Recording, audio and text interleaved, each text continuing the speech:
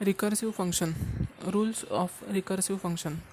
First, in recursion, it is essential for a function to call itself, otherwise, recursion will not take place. So, we have to call that recursive function, otherwise, recursion will not take place. Then, second rule is that library functions cannot be invoked because their source code is not open source, so it cannot be viewed. Only user defined functions can be invoked in recursion. So this is a second rule of recursive function.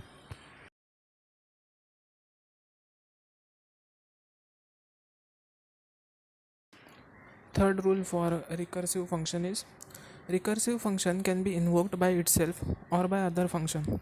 The last in first out nature of recursion indicates stack data structure can be used to implement it.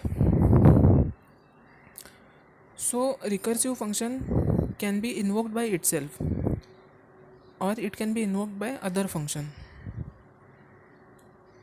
So it has a last in first out nature which indicates stack data structure.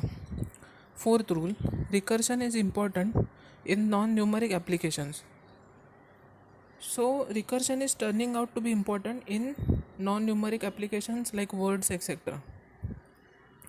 Fifth rule, to stop recursion, it is necessary to use proper terminating statement such as exit or return must be written using if statement.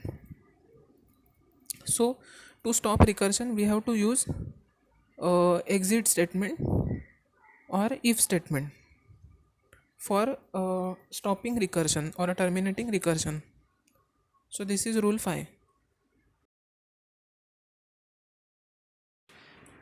When recursive function is executed, recursion calls are not implemented instantly.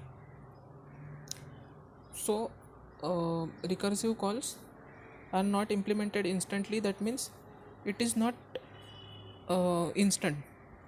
As soon as terminating condition is detected, recursive calls stored in stack are popped and executed. When terminating condition is detected, then recursive calls are popped. Then rule 7, during recursion, at each recursive call, new memory is allocated. So for each call, new memory is allocated in recursion.